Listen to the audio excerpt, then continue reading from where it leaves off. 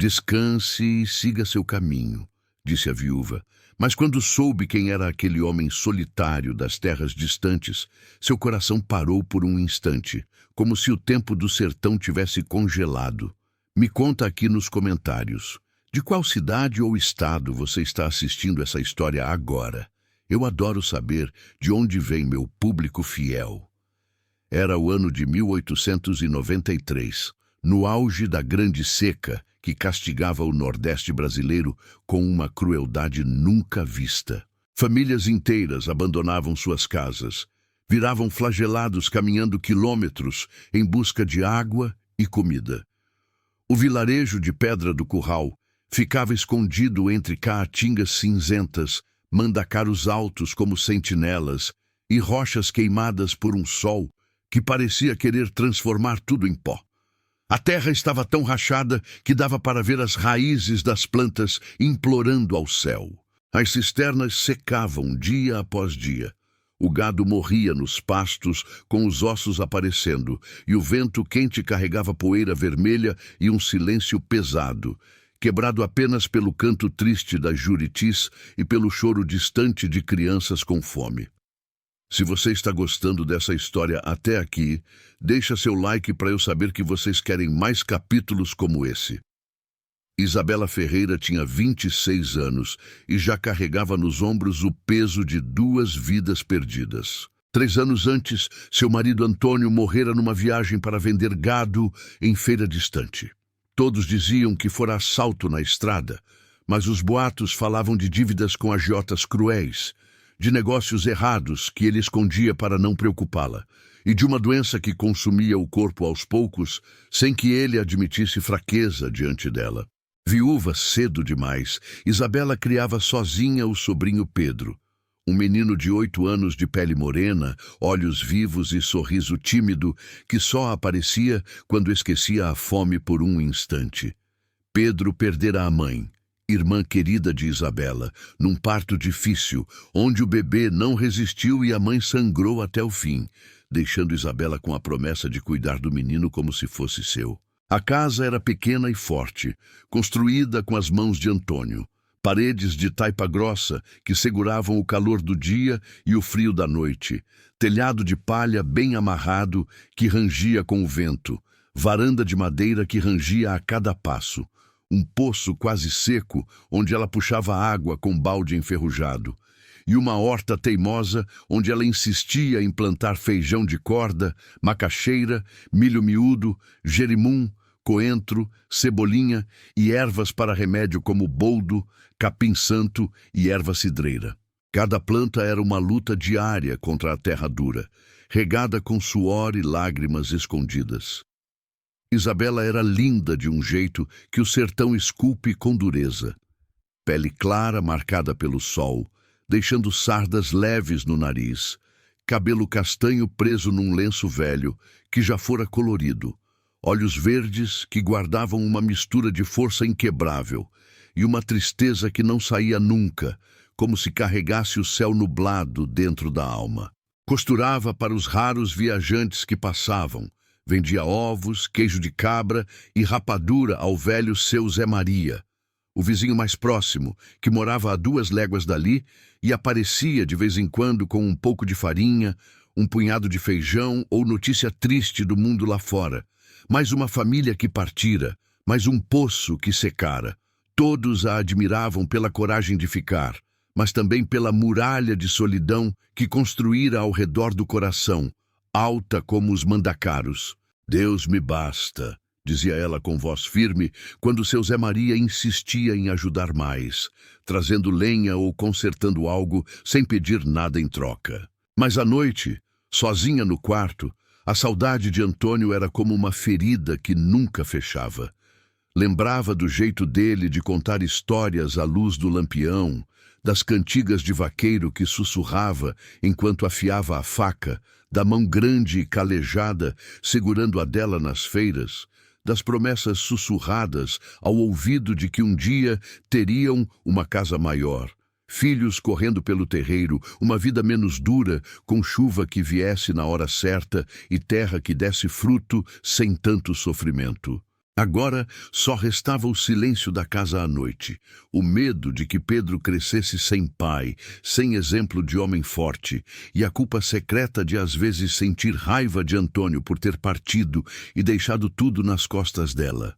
E você, já passou por uma perda que mudou tudo na sua vida? Deixa nos comentários, se quiser compartilhar um pouquinho. Num fim de tarde em que o céu estava vermelho como brasa, o ar tão quente que parecia cozinhar os pulmões, Isabela estava na varanda descascando mandioca com uma faca velha, as mãos calejadas movendo-se por hábito. Pedro brincava no terreiro com um carrinho feito de lata, correndo atrás de uma bola de pano. De repente, o menino parou, olhando a estrada poeirenta. Tia, tem um homem vindo. Tá quase caindo do cavalo. Parece doente. Isabela largou a faca, limpou as mãos no avental e correu para a porteira. Lá longe, na poeira levantada pelo vento, um cavaleiro avançava devagar, curvado como se carregasse o mundo nas costas. O cavalo, magro e suado, parou sozinho na porteira como se soubesse que o dono não aguentava mais. O homem desabou na terra quente, levantando uma nuvem vermelha. Isabela ajoelhou-se ao lado dele, coração disparado com medo e pena misturados. Moço, acorde! O senhor está bem! Pedro, corre pegar água! O homem abriu os olhos devagar, febris, vidrados, pele queimada pelo sol impiedoso, barba crescida e embaraçada, corpo largo e forte, marcado por anos de lida pesada com gado e terra, mas o rosto pálido de quem lutava contra a morte, lábios rachados e secos. Água, só um pouco d'água, por piedade, sussurrou, voz rouca como o vento raspando na caatinga seca. Pedro trouxe o cantil correndo, olhos arregalados. Isabela ajudou-o a beber em goles lentos, segurando a cabeça pesada. Depois, com esforço que fez suas costas doerem, arrastou-o para a sombra fresca da varanda, afastando as galinhas que bicavam o chão. Quem é o senhor? De onde vem esse estado? Mateus Lima, respondeu, respirando com dificuldade, peito subindo e descendo rápido. Da fazenda Boa Esperança, lá para as bandas do Rio Seco. Perdi o rumo. A febre me pegou. O nome fez Isabela gelar por dentro, um arrepio que não era do vento. Todo mundo no vilarejo conhecia a Boa Esperança, terras imensas que um dia foram ricas em gado e algodão, herança antiga de família abastada, mas quase abandonada desde que os pais de Mateus morreram numa epidemia de cólera anos antes, deixando o filho mais novo sozinho para cuidar de tudo. Diziam que ele vivia recluso. Raramente aparecia nas feiras ou festas, que o silêncio da fazenda grande o consumia como a seca consumia a terra. O senhor está ardendo em febre alta. Fique quieto aqui até passar o pior. Não posso deixar morrer na minha porta. Mateus tentou levantar a cabeça, mas as pernas não obedeceram, o corpo pesado como chumbo. Isabela, contra o medo antigo de estranhos, medo de ladrões, de violência que já levara tantos no sertão, ajudou-o a entrar na casa. O cheiro de terra batida e ervas secas envolveu-os. Preparou um caldo quente com o pouco que tinha guardado para dias de necessidade. Macaxeira ralada, carne seca salgada que ela mesma curara, cebola do quintal e ervas do quintal para baixar a febre. Colocou a tigela fumegante na mesa de madeira gasta, marcada por anos de uso, e disse, voz firme mas tremendo por dentro, com uma emoção que não entendia. Descanse e siga seu caminho. Mateus ergueu os olhos cansados, profundos, surpreso com a dureza nas palavras dela. Sinhá, Deus lhe pague pela caridade, mas por que quer me mandar logo embora? Mal cheguei, porque nesta casa já chorei demais por quem partiu. Já enterrei sonho, já velhei corpo, já rezei por alma que não voltou. Não quero ver outro sofrimento nas minhas portas, nem carregar mais peso no coração. Ele comeu devagar, cada gole parecendo trazer um pouco de vida de volta aos olhos fundos, cada colherada um esforço contra o corpo traidor. Mas quando terminou a tigela, Limpando o fundo com um pedaço de rapadura que Isabela ofereceu, a febre voltou mais forte, como onda do mar que não existe no sertão. O corpo tremeu violentamente, os olhos se reviraram e ele desmaiou outra vez, caindo da cadeira com um baque surdo. Isabela ficou parada, olhando aquele homem desconhecido caído no chão da sala, o peito subindo e descendo rápido. O coração dela batia confuso, medo de perigo, pena profunda de ver outro ser humano sofrer, uma lembrança dolorosa de quando Antônio chegara ferido de uma viagem, sangrando, dizendo que era só arranhão e dias depois partira para sempre. Lágrimas quentes subiram aos olhos dela, mas ela as engoliu. Não podia deixar alguém morrer ali, não na frente de Pedro, não com a consciência que Deus cobra. Pedro, me ajuda! Pega o cobertor velho. Com esforço dos dois, o menino puxando as pernas, ela os ombros. Arrastaram Mateus para o quarto pequeno que fora de Antônio. O cheiro de ausência ainda estava lá, forte como no dia do enterro, nas camisas penduradas no prego, no chapéu de palha na parede, na Bíblia aberta na mesinha ao lado da cama, marcada no Salmo 23. Isabela respirou fundo, sentindo como se estivesse traindo a memória do marido ao abrir aquela porta sagrada para outro homem, como se o passado gritasse dentro dela. Mas a caridade cristã falou mais alto. Prepare-se, porque a partir daqui a história começa a mudar de rumo de um jeito que ninguém no vilarejo imaginava. E você já se inscreveu no canal? Ativa o sininho para não perder os próximos capítulos. Mateus ficou dias inteiros entre a vida e a morte, delirando com febre alta, chamando nomes que Isabela não conhecia. Mãe, pai, perdoem. Ela cuidava com mãos firmes, mas coração apertado e olhos marejados. Trocava compressas frias na testa suada. Dava chá de boldo, capim santo e quebra-pedra que seu Zé Maria trouxe correndo quando soube. Preparava canjas leves com o último frango que restava. Rezava baixinho, ao lado da cama, as orações que aprendera com a avó. Pedro ajudava como podia, curioso e preocupado, trazendo água fresca do poço, observando tudo com aqueles olhos grandes que já conheciam perda demais para uma criança. Seu Zé Maria aparecia todo dia trazendo notícia ou ajuda. Menina, esse homem é forte como boi, vai sobreviver. Mas cuidado, Isabela. Estranho no sertão sempre traz história.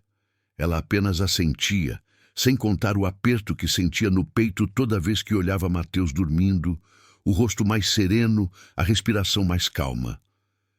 Quando a febre finalmente baixou, depois de quase 2 semanas, Mateus começou a se levantar devagar, pernas bambas como bezerro novo.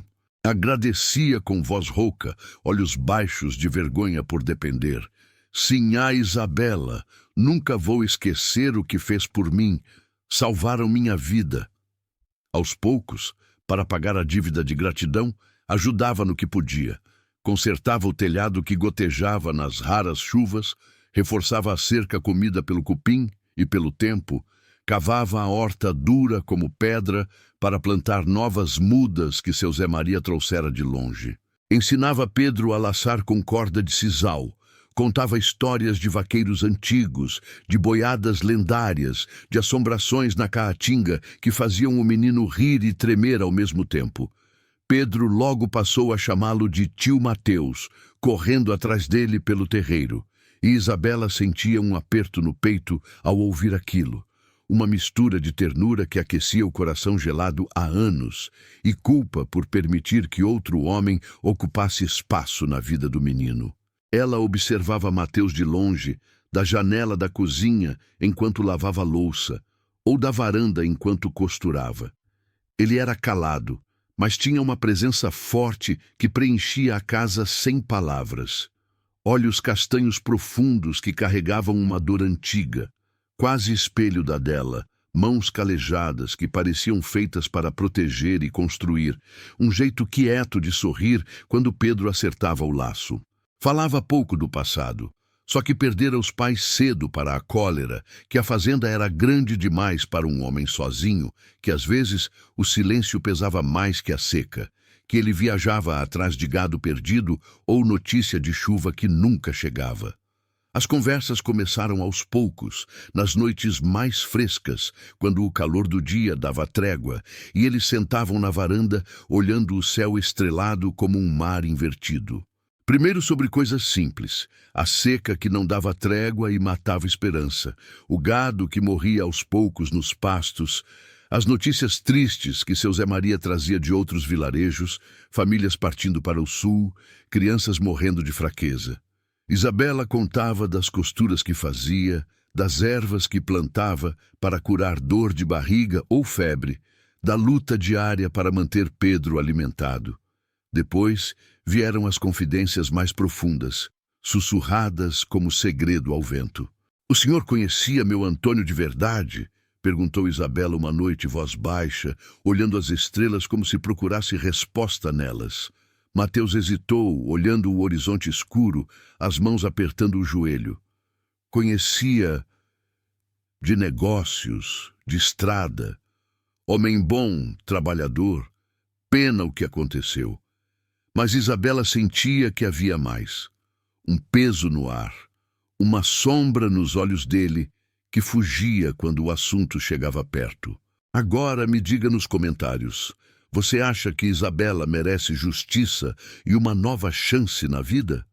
Escreve justiça para Isabela para eu ver quantos estão torcendo por ela. Meses se passaram devagar, como o tempo no sertão quando nada muda. A presença de Mateus já não era estranha.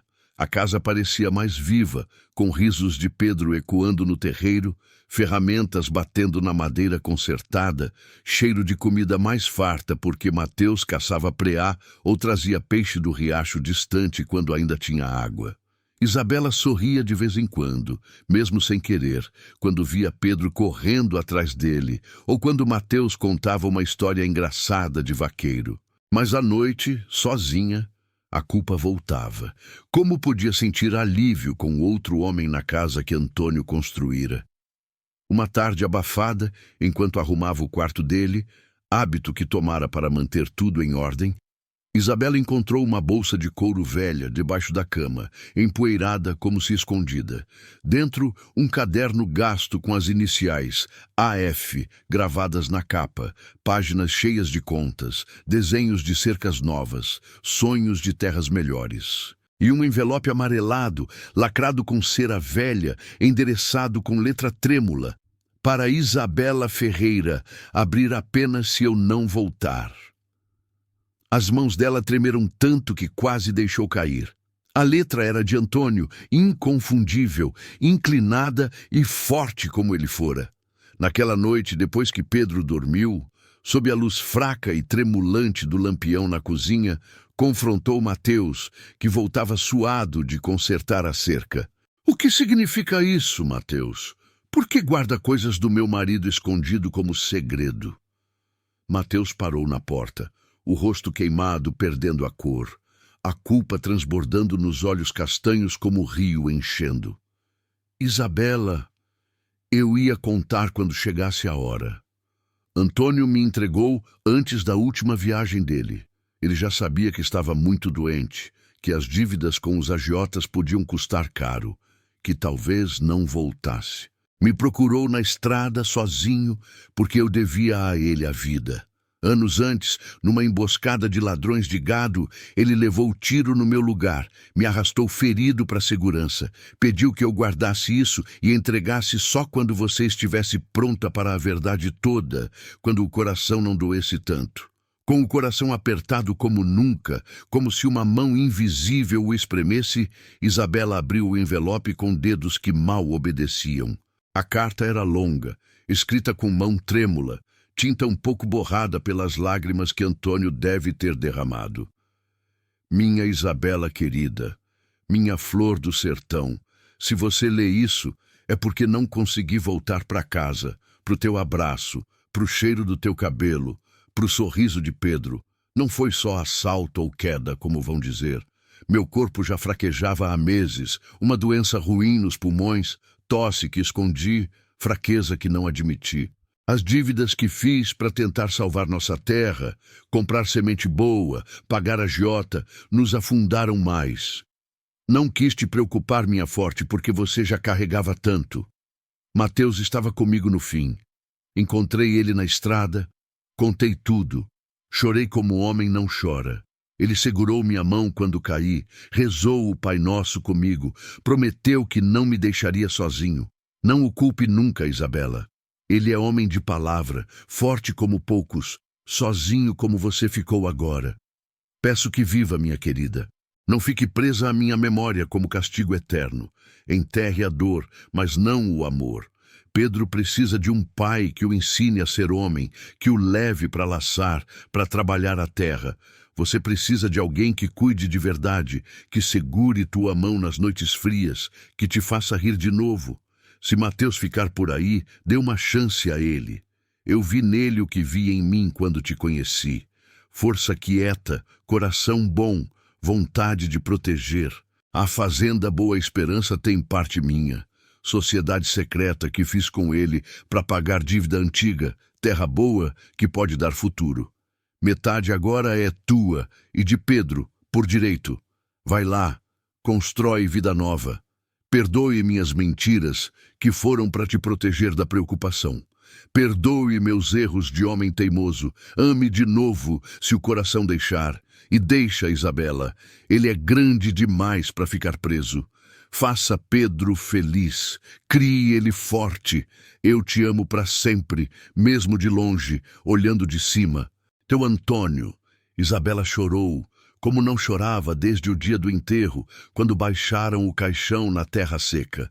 Chorou pela mentira que a protegeu do sofrimento enquanto Antônio definhava, pela dor que ele carregou sozinho para não pesar mais nela, pela culpa de ter duvidado dele nos momentos de raiva solitária, pelas noites em que desejara que ele tivesse sido mais forte.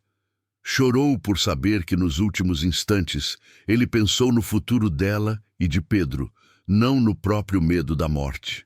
As lágrimas caíam quentes no chão de terra batida, e ela sentiu o peito rasgar, mas também um alívio estranho, como se parte do peso saísse com cada soluço. Mateus ficou em silêncio do outro lado da mesa, respeitando cada lágrima, olhos baixos, mãos apertadas como se rezasse. Não disse nada, só esperou, como quem sabe que palavra errada pode quebrar mais. Nos dias seguintes, continuou ajudando, mas com mais cuidado, mais distância respeitosa, como quem teme quebrar algo frágil que começa a colar. Isabela passava noites em claro relendo a carta, chorando, falando com o céu, como se Antônio ouvisse, perguntando perdão, agradecendo, despedindo-se devagar. E aí, o que você faria no lugar da Isabela ao descobrir essa carta? Deixa nos comentários. Veio então a chuva bendita, milagre depois de quase 2 anos sem uma gota. Primeiro um trovão distante, depois o cheiro de terra molhada no ar. Depois o céu se abriu numa tempestade que parecia lavar a alma do sertão inteiro. Trovões ecoavam como bênção divina, relâmpagos iluminavam a caatinga como dia. A chuva caía forte, barulhenta, enchendo poças, correndo em riachos improvisados. Mas com a bênção veio o castigo. A enxurrada levou boa parte da horta que eles tanto cuidaram. Destruiu cercas antigas, quase alagou a casa, ameaçou levar o pouco que restava. Mateus e Isabela trabalharam a noite toda juntos, ombro a ombro, molhados até os ossos. Ele segurando o telhado com força bruta, ela salvando panelas, roupas, o pouco de farinha guardada. Pedro ajudava com lanternas, olhos arregalados de emoção e medo, gritando quando um trovão explodia perto.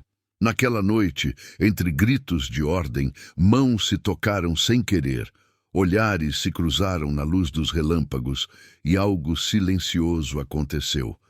Confiança nascendo na adversidade. Quando a chuva parou, ao amanhecer, o terreiro cheirava a terra molhada, vida nova, esperança. Pássaros cantavam como nunca.